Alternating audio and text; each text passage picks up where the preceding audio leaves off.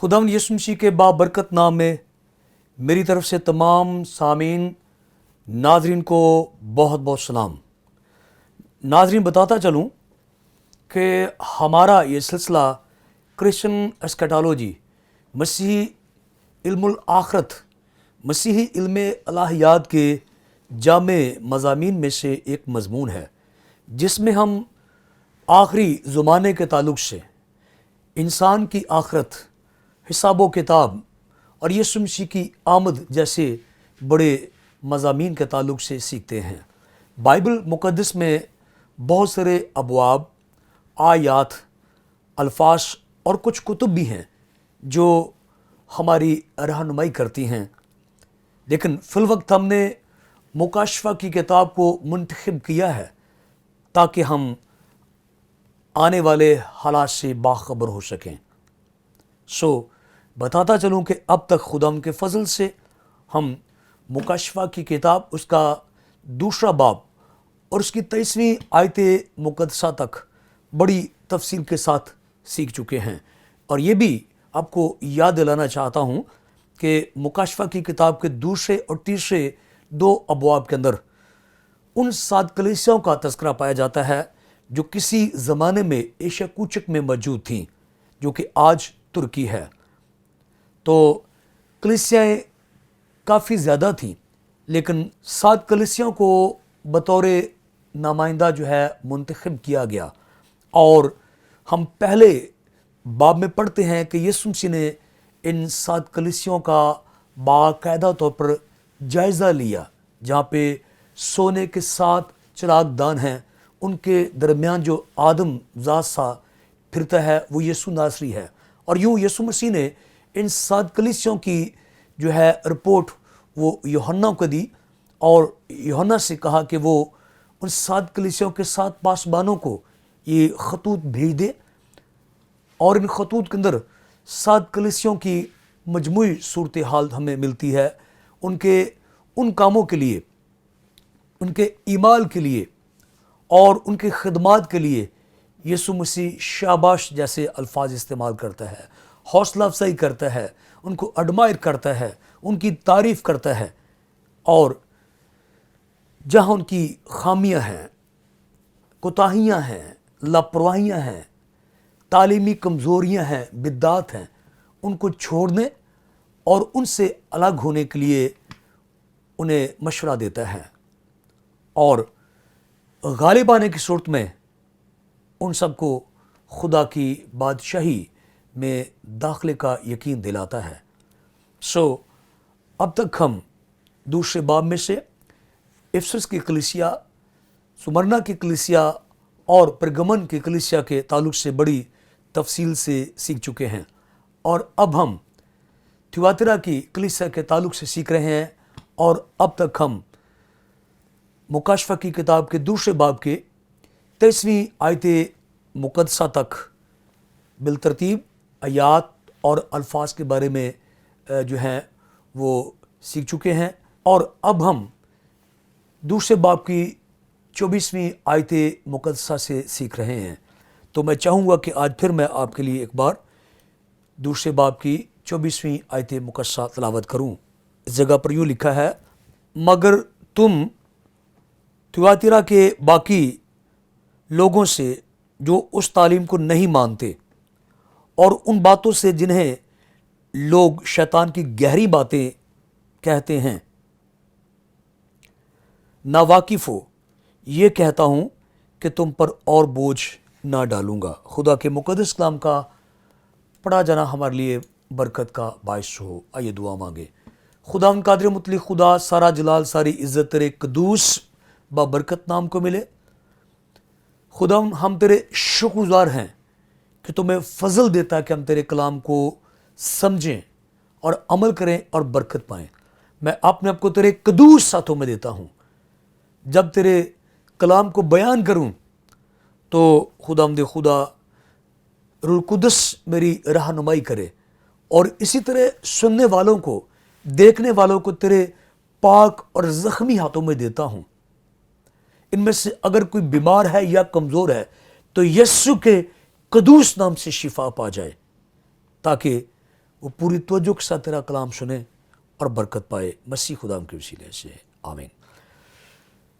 तो नाज़रीन, अपने साबका पैगाम में मैंने बड़ी तफसील के साथ आपको बताया कि हमने इस ख़त के अंदर जो सबसे मेजर करैक्टर हमने देखा और नेगेटिव करैक्टर यानी जिसका किरदार जो गलत था, वो एजिबल नामी औरत का तस्करा यहाँ पे मिलता है। और हमने कंफर्म किया था कि ये कोई फिज़िकली जो है औरत नहीं है, यानी जिस्मानी तौर पर यहाँ पे बिलवजूद यहाँ पे कोई शख्सियत मौजूद नहीं है। असल में खुदा यीशु मसीह हमें याद दिलाना चाहते हैं कि जिस तरह इसराइल में एजिबल ने लोगों को तबाह व बर्बाद किया और बाल की परस्तिश और पूजा के लिए उभारा और उनके ईमान का बेड़ा गर्क किया, इसी तरह के कुछ लोग या कोई शख्स या कोई औरत या कोई मर्द या कोई तबका उस तरह की तालीम इस कलीसिया में फैला रहा है। बुतों के सामने कुर्बानियाँ करना, फिर कुर्बानियाँ खाना और फिर हरामकारी करना। तो हमने बड़ी तफसील के साथ इसके बारे में पढ़ा कि ये एक तशबीह दी गई है, ये एक इस्तारा है, इशारतन बताया गया है। और हमने देखा कि किस तरह यीशु मसीह बताते हैं कि मैं उसे बीमारी के बिस्तर पर डालूँगा और फिर जो उसके साथ ज़िना करते हैं। और हमने सीखा था कि इसका मतलब इल्हाक इत्तेहाद करना है, गलत तालीम से जो है समझौता करना है।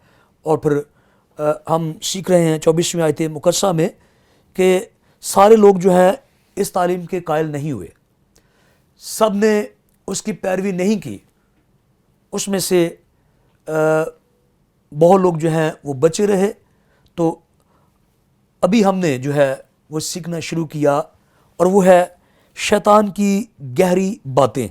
तो नाज़रीन, मैंने आपको सबका पैगाम में बताया था कि ये शैतान की गहरी बातें क्या हैं, और फिर मैं थोड़ा सा बता देना चाहता हूँ कि शैतान की जो आम बातें हैं, जितने भी गुनाह हैं, बदियाँ हैं, नापाकी है, नाराज़गी है, शैतान सारी बुराई का मूजद है, लेकिन वो गहरी बातें नहीं हैं। यहाँ पे कुछ मुख्तलिफ कहा जा रहा है। और हमने सीखा था कि उलमा के ख्याल के मुताबिक यहाँ पे नॉस्टिकिज़म एक बिद्ती तालीम पाई जाती थी, जो इस बात का दावा करते थे कि जिस तरह खुदा को वो जानते हैं और जितनी गहरी मालूमात उनके पास है, दूसरों के पास नहीं है। और खुदा के बारे में मुकम्मल इल्म और पूरा इल्म सिर्फ हमारे पास ही है। तो ये दावा खुदा को जानना, इसमें कोई कबाहत वाली बात नज़र आती नहीं है, लेकिन यीशु मसीह इसको शैतान की गहरी बातें कहते हैं। तो मैं आपको याद दिलाना चाहता हूँ, जब हमने मुकाशफा की किताब के दूसरे बाब की 9वीं आयत पढ़ी तो वहाँ पे हमने पढ़ा, मैं तेरी मुसीबत और गरीबी को जानता हूँ मगर तू दौलतमंद है। जो अपने आप को यहूदी कहते हैं और हैं नहीं बल्कि शैतान की जमायत हैं। तो यहाँ पे यहूदियों को शैतान की जमायत कहा गया है। ये जिस्मानी तौर पर ब्लड रिलेशन के हिसाब से तो वो यहूदी थे, अब्राहम की नस्ल थे, लेकिन वो अपने जिस्म पर फ़ख्र करते थे और खुदा के फजल को हकीर जानते थे। तो यीशु मसीह ने उन्हें शैतान की जमायत कहा। और मैंने आपको रेफरेंस भी दिया था कि रोमियो के ख़त में पौलुस रसूल कहता है कि इसराइल कौन है? सच्चा इसराइली वही है जो यीशु पर ईमान रखता है और जिस्म का ख़तना नहीं बल्कि जिसके दिल का ख़तना हो चुका है। तो यहाँ पे नॉस्टिकिज़म इस बात की दावेदार है, ये तंजीम, ये तबका दावा करता है कि वो खुदा को जानते हैं, लेकिन वो किस तरह से खुदा को जानते हैं? तो آئیے ہم تھوڑا سا جائزہ لیتے ہیں۔ تو ناظرین، نوستکزم جو پہلی صدی میں یہ تحریک، یہ تنظیم، یہ طبقہ بڑا پھلا پھولا اور کلیسیا میں اپنا اثر و رسوخ بنایا اور لوگوں کو اس عقیدے کی طرف قائل کیا کہ وہ خدا کو اس طرح جانے جیسے ہم جانتے ہیں، تو یسوع نے ان باتوں کو، اس تعلیم کو شیطان کی باتیں کہا۔ تو کیا وہ تعلیمات تھی جو شیطان کی گہری باتیں کہلائیں؟ تو یاد رکھیے، ابلیس کے پاس دو طرح کے ہتھیار ہیں۔ ایک تو وہ جو ہمیں فی الفور نظر آ جاتا ہے، جس میں میں نے ابھی آپ کو بتایا کہ ہر طرح کی بدی، گناہ، گالی گلوچ، قتل، حرام کاری، زنا کاری اور اس طرح کے بے شمار گناہ۔ اس کے پاس ایک اور ہتھیار ہے، اور وہ ہتھیار یہ ہے کہ وہ سچ اور جھوٹ کو آپس میں ملاتا ہے، اور جتنی کامیابی اس کو اس مکسچر سے ملتی ہے، اس مرکب سے ملتی ہے، اس آمیزے سے ملتی ہے، اور جس قدر اس نے اس آمیزش کے ساتھ راست بازوں کو، ایمانداروں کو برباد کیا ہے، شاید اس نے دیگر گناہوں سے لوگوں کو برباد نہیں کیا۔ اور نہ جانے آج بھی دنیا کے اندر کتنی تنظیمیں ہیں، کتنے گروپس ہیں، کتنے جو ہے وہ طبقات ہیں جو اسی گمراہی اور برگشتگی کا شکار ہیں، جو اس نے پہلی صدی میں جو ہے وہ طریقہ کار استعمال کیے۔ تو اس طرح سے جو نوستکزم ہے، وہ اپنی زبان سے یہ کبھی بھی نہیں کہتے تھے کہ وہ غلط ہیں، بلکہ اس کے اپوزٹ، اس کے متضاد، وہ اس بات کے دعوے دار تھے کہ جن باتوں پر ان کی تنظیم کی بنیاد ہے وہ سب سے اعلیٰ اور عرفہ ہے، جیسے میں پہلے آپ کو بتا چکا ہوں۔ اور یاد رکھیے کہ وہ عقائد یا تعلیمات ہم دیکھتے ہیں کہ کیا وہ بائبل مقدس کی سچائیوں پر مبنی تھی یا اس میں کچھ خود سے اضافہ کیا گیا تھا۔ تو ناظرین، یہاں پر ہم دیکھیں گے ان کے عقائد کے چند موٹے موٹے جو ان کے خیالات تھے یا مضامین تھے۔ ان میں پہلا ہے کہ وہ خدا کے بارے میں کیا خیال کرتے تھے۔ دوسرا یہ تھا کہ اس دنیا کے بارے میں ان کے کیا تصورات تھے، کیا ان کے تعلیمات کے جو آبجیکٹس تھے، تعلیمات کے کیا نکات تھے ان کے، اور انسان کے بارے میں وہ کیا خیال رکھتے تھے، اور پھر نجات کے بارے میں ان کا کیا تصور تھا۔ یعنی میں پھر بتانا چاہتا ہوں، نوستکزم خدا کے بارے میں، دنیا کے بارے میں، انسان کے بارے میں اور نجات کے بارے میں کیا تصورات، کیا تعلیمات اور کیا خیالات رکھتے تھے۔ تو یاد رکھیے، نوستکزم کی جو تعلیمات کی بنیادی اکائیاں ہیں، ان میں سب سے پہلے خدا ہے، اور خدا کے بارے میں نوستکزم کا یہ عقیدہ تھا کہ دو خدا ہیں۔ ان کا خیال تھا کہ ایک خدا جو سب سے اعلیٰ اور اتم، روحانی اور نامعلوم باپ ہے، اور وہ اس دنیا سے دور رہتا ہے، نادیدنی ہے، نظر نہیں آتا، اور صرف مسیح یسوع کے وسیلے سے دنیا میں وہ ظہور پذیر ہوا۔ یوں یسوع مسیح کا جو وجود تھا وہ نادیدنی وجود تھا، اس نے جسم کو اڈاپٹ نہیں کیا، جسمانی لبادہ نہیں پہنا، یعنی اوپر تک یہ کتنی خوبصورت سچائی ہے، کتنا بڑا اس میں سچ نظر آ رہا ہے کہ خدا واحد ہے، نادیدنی ہے، پاک ہے، توڑا ہے، مقدس ہے، اعلیٰ ہے، عرفہ ہے، سب سے عظیم ہے۔ یہ سچ ہے اور اس سے قطعی طور پر انکار نہیں کیا جا سکتا۔ اور جیسے میں نے بتایا کہ ابلیس کو جتنی کامیابی ملاوٹ سے، آمیزش سے ہوتی ہے، اتنی ظاہری گناہوں سے کامیابی نہیں ہوتی۔ اور میری دانست میں جتنے لوگ غلط تعلیمات سے، غلط عقائد سے اور آمیزش شدہ تعلیم سے جہنم میں جائیں گے، اتنے شاید دیگر گناہوں سے جہنم میں نہیں جائیں گے۔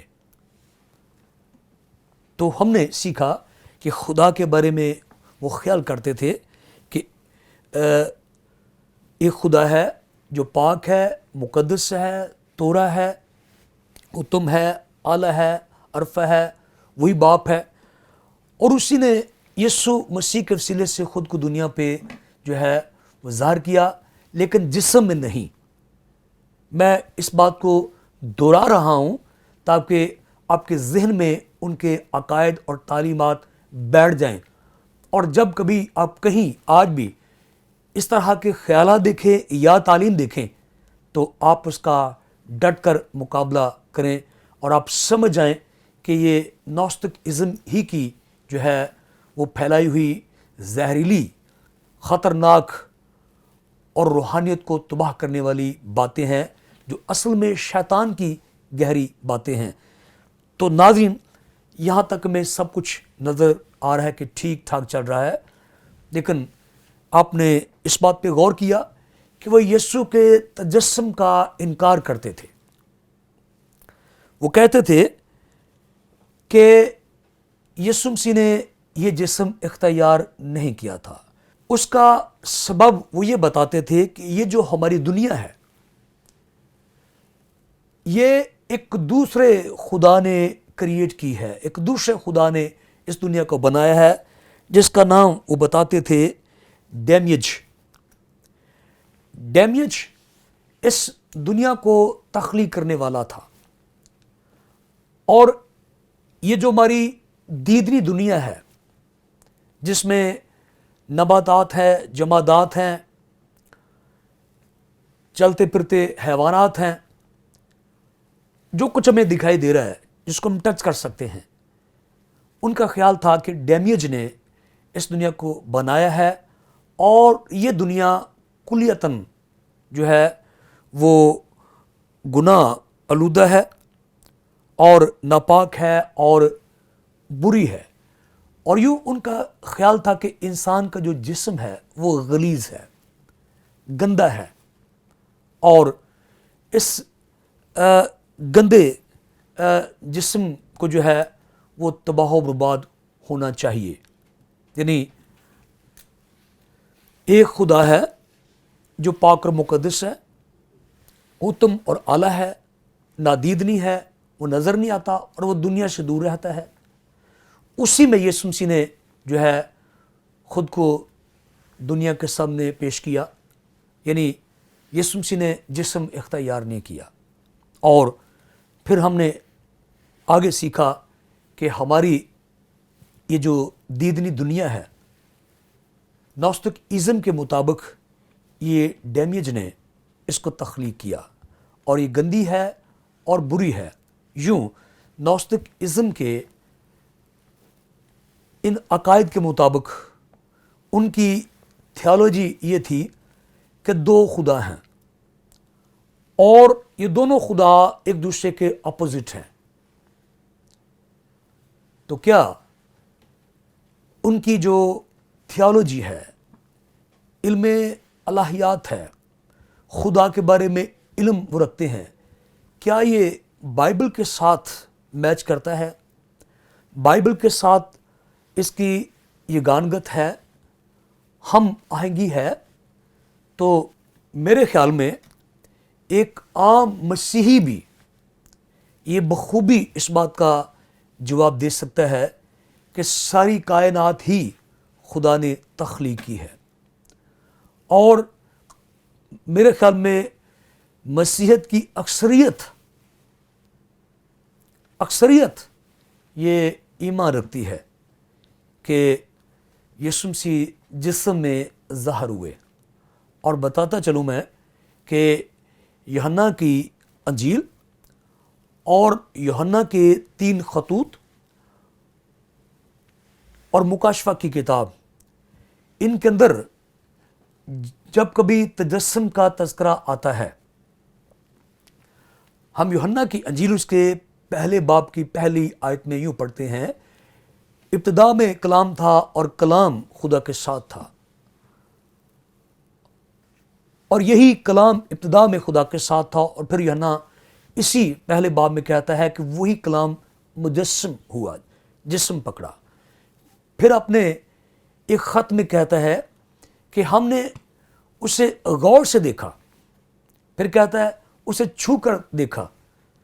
تو یوحنا اپنے خطوط میں حقیقتاً وہ نوستکزم کے اس عقیدے کی تردید کر رہا تھا، ریجیکٹ کر رہا تھا، رد کر رہا تھا اسے، کہ یسوع مسیح کسی روح میں ظاہر نہیں ہوا، وہ نادیدنی نہیں تھا، وہ نظر آتا تھا، اسے دیکھا جا سکتا تھا، اسے چھوا جا سکتا تھا۔ تو یاد رکھیے کہ یسوع کے مرنے اور جی اٹھنے کے بعد اس بدعت نے یوں اپنی زہریلی تعلیمات کا آغاز کیا، اور جہاں تک ممکن ہوا، یوحنا چونکہ ایک بہت بڑا اسکالر تھا، جیسا ہم نے اس کتاب کے شروع میں پڑھا تھا کہ اسے مسیحیت کا افلاطون کہا گیا اور اسے تھیولوجن مانا گیا، اور ہمارے اردو ترجمے میں اس کو عارف کہا جاتا ہے، جسے خدا کا عرفان حاصل ہے، وہ خدا کے بارے میں حقیقی علم جانتا ہے۔ تو اس نے اس بدعت کا منہ توڑ جواب دیا اور یہ ثابت کیا کہ یسوع مسیح مجسم ہوا۔ تو ناظرین، نوستکزم دنیا کے بارے میں، انسان کے بارے میں اور نجات کے بارے میں کیا خیالات رکھتے تھے، کچھ ہم نے سیکھا ہے، تو آئندہ ہم تفصیل کے ساتھ سیکھیں گے۔ تو یہ سب کچھ جاننے کے لیے دیکھتے رہیے PMI TV۔ خدا آپ سب کو بہت ساری برکت دے، آمین۔